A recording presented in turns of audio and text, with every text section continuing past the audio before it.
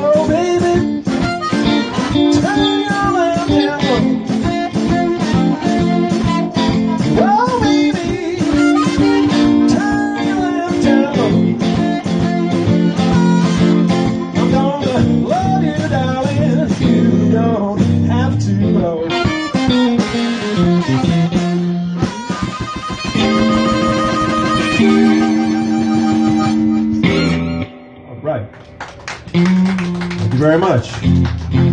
Once again, we are broadcasting worldwide in cyberspace. Hey, Sean, how you doing? My son's back here. Taekwondo. How about Rock Me, Baby?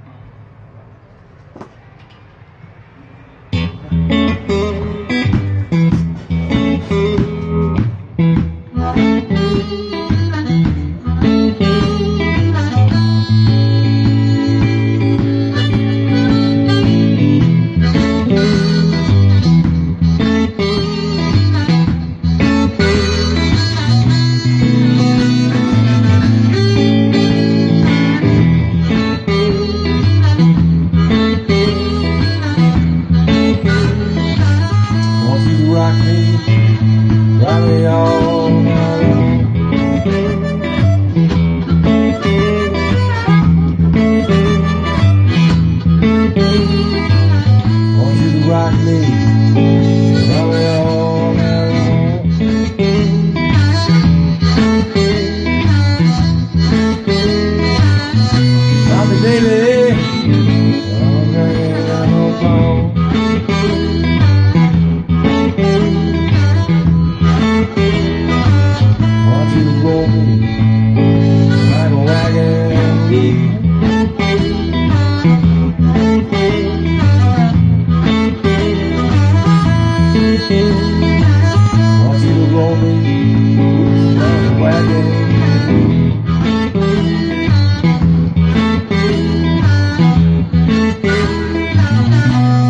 baby.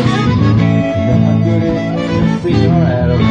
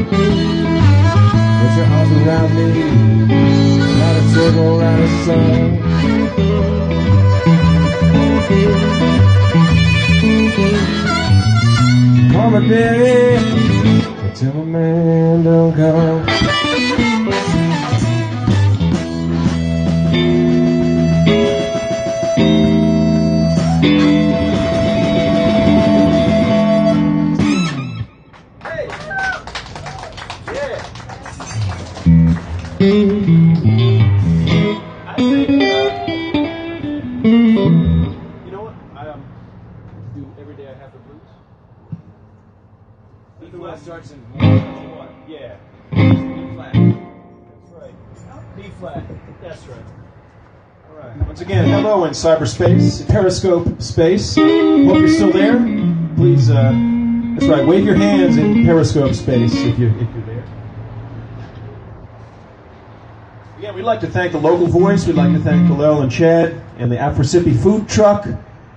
Next time you're in Oxford, Mississippi, right off Route 7 north, heading towards Holly Springs, you can just, you think I can get work as a voiceover guy? What do you think? Here we go. A 1, a 2, a 1, 2.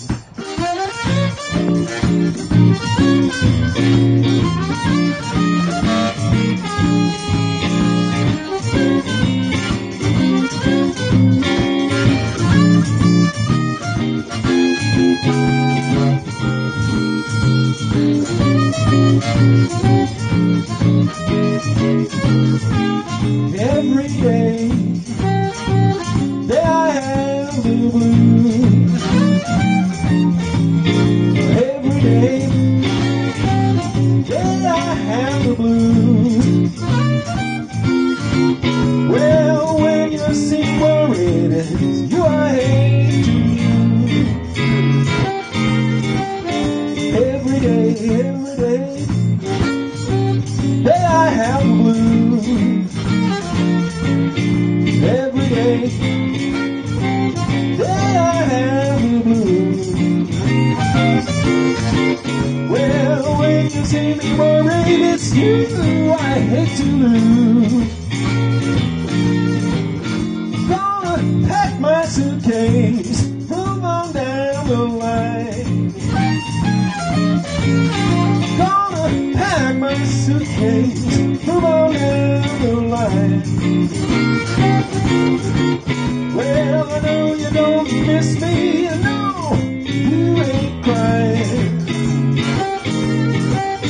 Well, nobody loves me, nobody seems to care.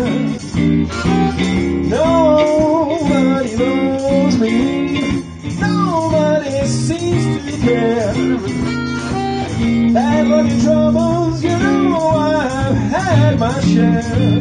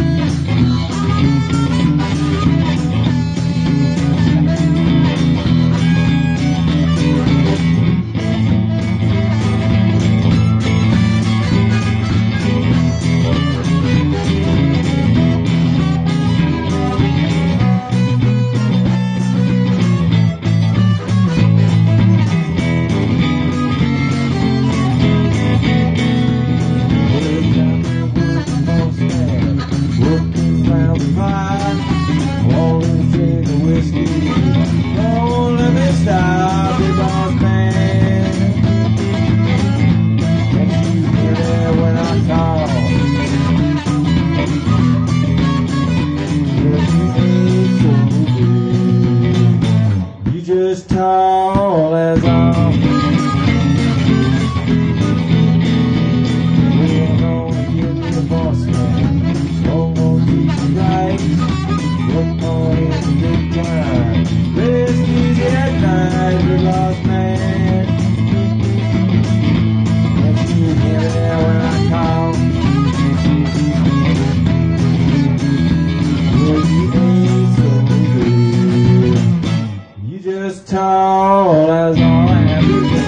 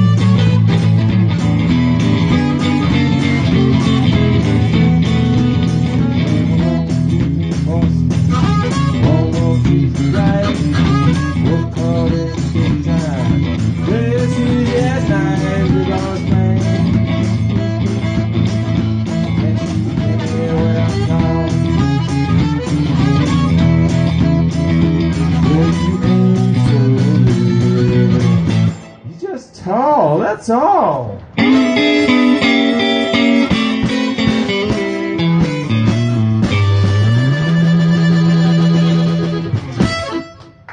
Right.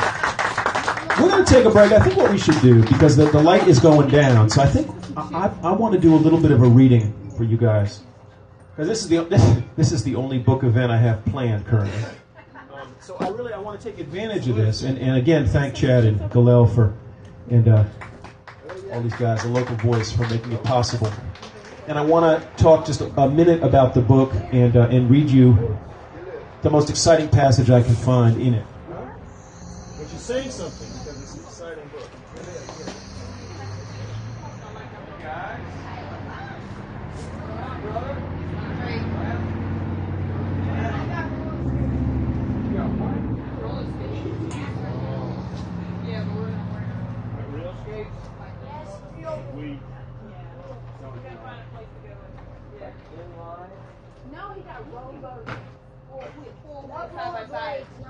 So actually, something I want to do is I want to talk for a minute about the Busker's trade. We're still live around the world on Periscope, okay, folks? I don't know where you might be. Si tu viens de France, welcome, bienvenue, and that's about all. Ou Senegal? Je parle un peu de français. That's all I can say. And all of it is in this book. So this is a novel that I was moved to try to write back in 1984, the first time I went over to Europe as a lonely young man at the age of 26. And kind of had my mind blown by the French busking scene, the scene in Paris. And so I came home that summer and wrote I was sort of on the Jack Kerouac plan, so I wrote a 450-page novel in 14 weeks, 40 pages a week. As Truman Capote said, that's not writing, that's typing. I did a lot of typing. I just actually pulled that thing off the shelf the other day and looked at it. It's unbelievably bad. I hadn't the faintest idea what I was doing. I just knew that I needed to do it, which is not a bad way to start. It was 31 years ago. So I took 3 or 4 years to actually realize that I didn't know what I was doing, and then I took another 4 or 5 years to actually begin to write this novel. I got most of it done and put it aside for 22 years, and every once a year I would take it down off the shelf and work on it, and I determined to get it right. So when I finally realized that it was right, you got it now. It's part of what it's about. It's about friendship in the late 80s, before the digital age, before Periscope, before YouTube, before selfies. before, we had narcissism, but before selfies, before all that stuff. When life was not virtual, when you didn't really you had Let's Go. I took Let's Go with me to Europe. But if you're going to busk, that's about as real as it gets in some ways. You're dealing with the weather, the cops, and money. And not necessarily in that order. It all depends. And sometimes not with money. Sometimes the money doesn't happen. And I wrote it to memorialize really two friends, and I've talked to both of them the last couple of days. One of them is a guy named Peter Herman, who was a graduate student with me at Columbia way back when. And the other is a guy named Bill Taft. And if you go to Wikipedia and put in Bill Taft, the president won't come up first. Bill Taft will come up first. I'm talking about the unbelievable, one-of-a-kind, crazy, amazing, Tom Waits-ish, bluesy, left-handed guitar-playing musician. And he was the first guy I ever played with on the street. And I put him in this novel. And I want to read a scene basically about a young guy who's trying to make his way into the busking scene, and he sort of does, but it hasn't quite come alive for him until he's in Avignon, and actually the guy he's been playing with leaves town, and he's about to leave town himself. And a guy comes into his life.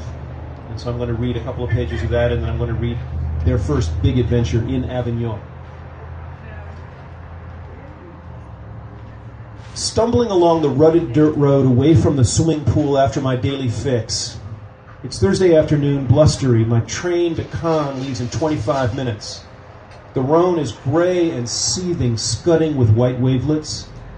Pack straps biting into my shoulders as the Mistral beats my damp hair into knots, singing to nobody but myself.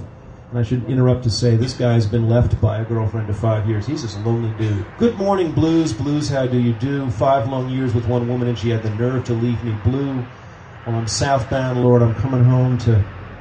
Lifting my head at the clanging slap of guitar strings against the wind. Hesitating, then veering around a white stucco wall into the campgrounds. Picnic tables up ahead, campsites scattered through the woods veiled by scrubby brown trees. I pause in the doorway of the laundry room. Sweet, billowy smell of fabric softener, a line of dryers rolling and tumbling, a couple of tan blondes in hiking shorts giggling into their hands as a bare-chested young guy with floppy straw hat hollers and grimaces in the middle of the room, thrashes at an old steel string guitar. Oh, baby, don't you wanna go?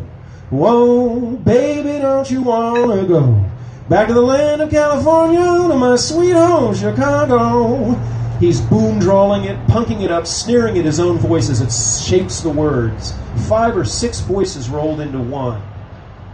Duck-walking barefoot across the concrete floor, grease-stained chino's small, bulbous nose, face welted with acne sores. He's glancing up at me, curling lips away from his teeth and nodding.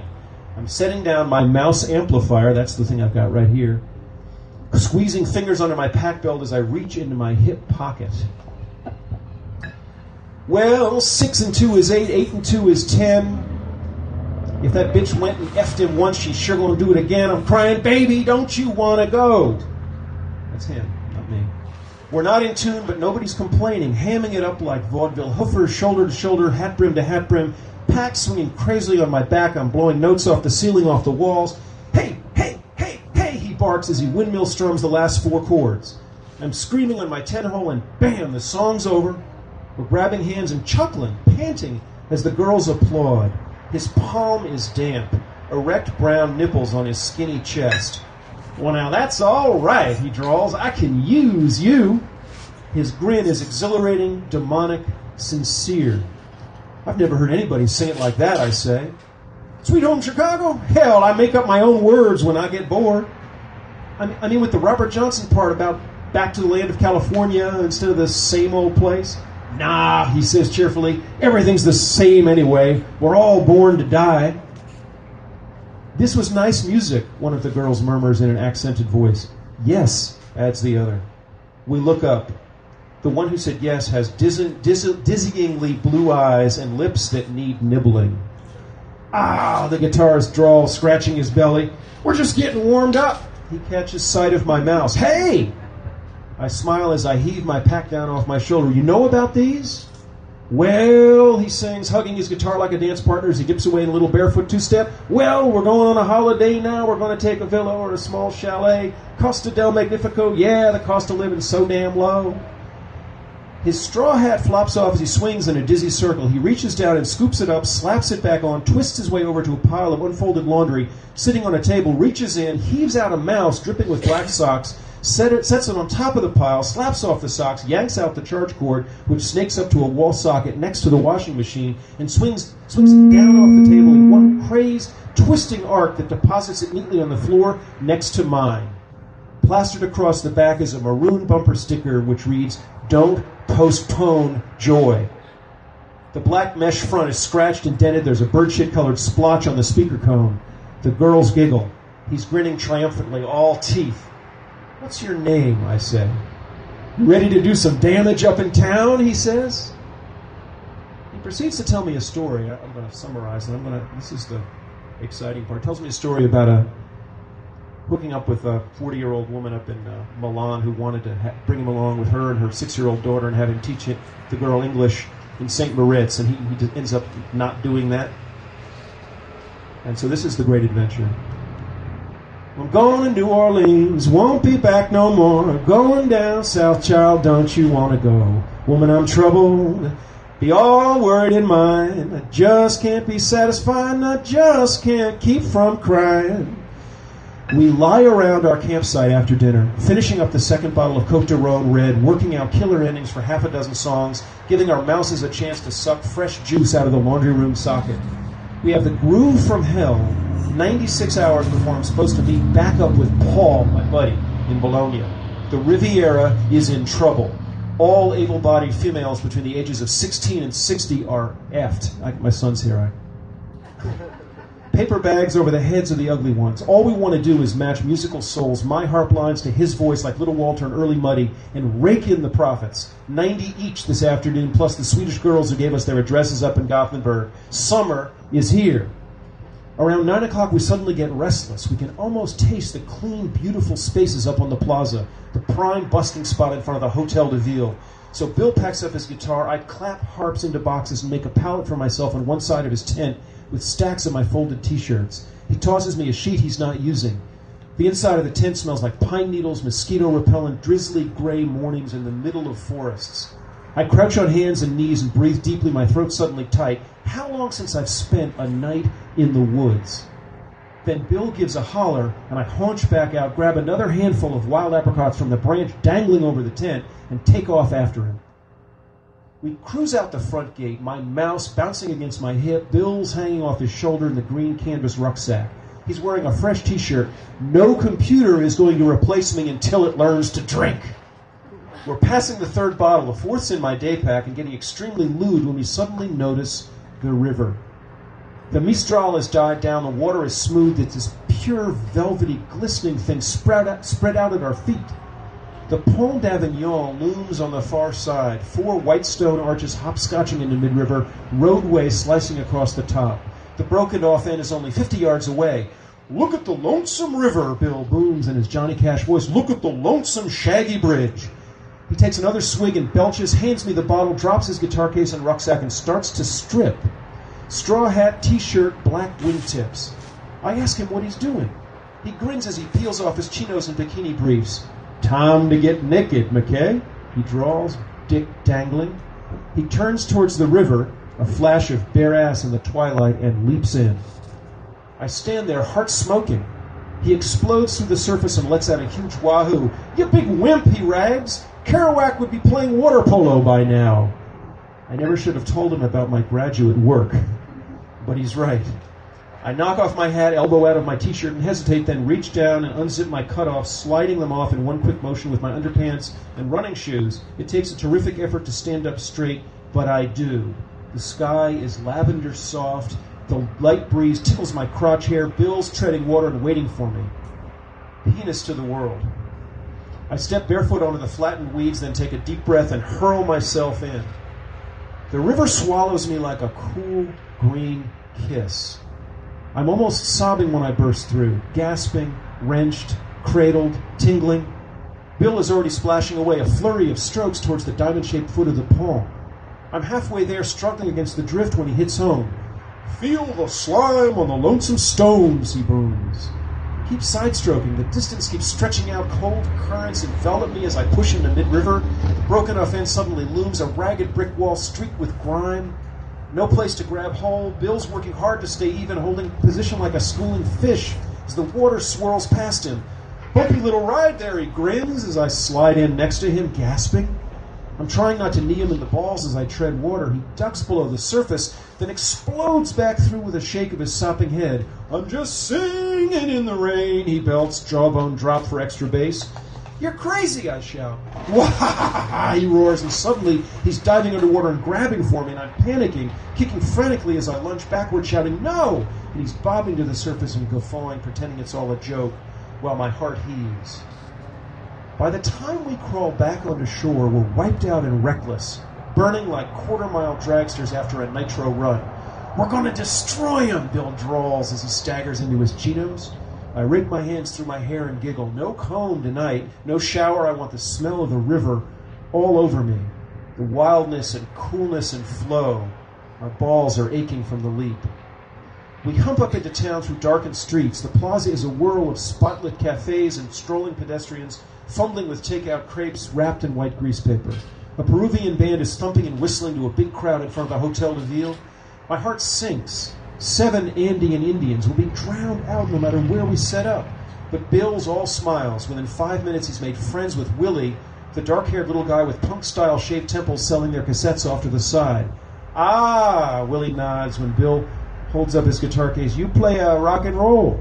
He eyes the bumper sticker plastered across the top, this car protected by Pitbull with AIDS, and touches his heart. We, Aymara, speaking English sometime, no French. Bill hands him our wine bottle and starts in on a story about the afternoon he and his Filipino girlfriend were tripping at the Elvis Museum in Memphis, and he suddenly got this idea of running across the street to Graceland, signing his name and hers on the stone wall next to the sidewalk with a bottle of ketchup he'd stolen from the museum coffee shop, and then climbing up and singing Blue Suede Shoes with air guitar accompaniment until security guards came out and grabbed him. He's standing with his arms folded as he tells Willie this, pushing his mirrored shades up on his nose. Willie drinks, nods his stone face. We kick into gear the moment the Peruvians finish. I throw down my stuff. Bill jumps up on his mouse and announces that Billy Lee Grant and his bottom stoppers will be coming up next, and parents with young kids ought to think about hustling them off to bed, because this ain't a family show, folks. It's low down, nasty, smelly, funky, dirty, rotten, old junkyard dog blues, and we sure don't want to offend anybody. Well, that hooks everybody. Our only problem is the tribe of saffron-robed Hare Krishnas who cha-cha-cha up behind us. The head guy approaches Bill fastidiously like he's afraid of catching a virus and tells him the Hare Krishnas always play this particular spot on Thursday nights. Bill grins like a Texas used car salesman as he straps on his axe. Hell, he drawls, if you boys want to jam, we can always use the percussion. But our music is more spiritual, the guy whines, wringing his hands. Bill is just draining our third bottle. He swallows, flashes his teeth under his mirrored shades, walks over to a metal trash can, whips out his Swiss Army knife, flicks out the file, scores the neck of the bottle with a focused twirl, snaps the knife shut, glances up at the crowd, raises the bottle over his head like a torch, snarls, and swings it downward and sideways on a perfectly calibrated vector. So the glass below the scoreline explodes like a fragmentation bomb into the hollow metal can, and he's left holding a 3-inch bottleneck with a couple of jagged spurs. He crouches to grind these smooth against the paving stones, shoves the bottleneck onto his ring finger, and stands up, chuckling. The Krishna leader blanches. A tap on my elbow. Baboosh, this is a young guy who's helped me bottle. Baboosh smiles hungrily. Same deal as yesterday?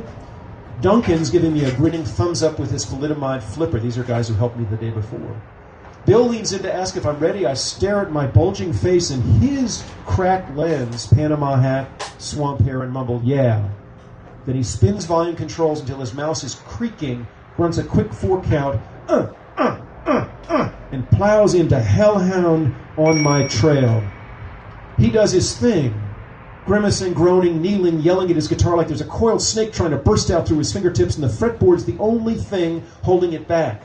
I'm reaching down and hauling up a choked stream of edgy, yanked notes that bloom in my throat, like kisses veering into complaints, mushrooming into sobbed curses.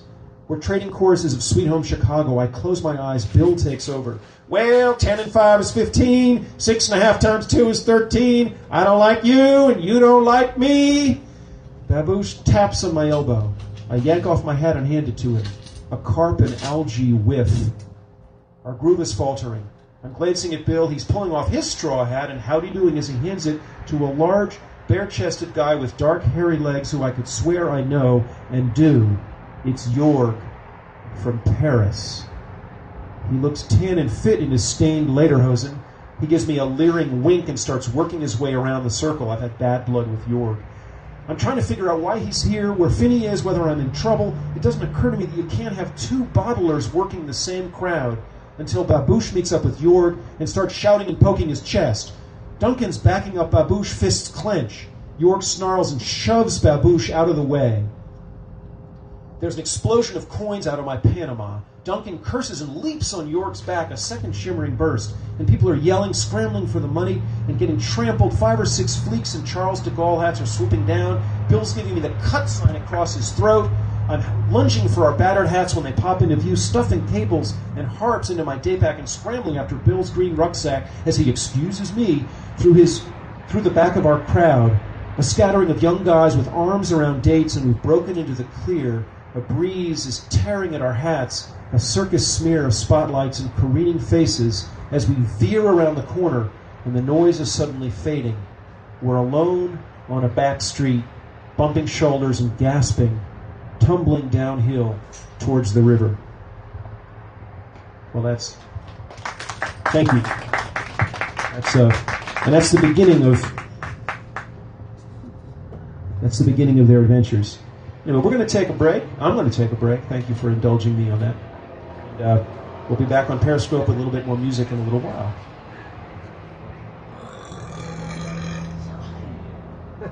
What was that? It was your son. Was that you? I think I drank too much Sprite. I think you drank too much Sprite. Try something when you run for office.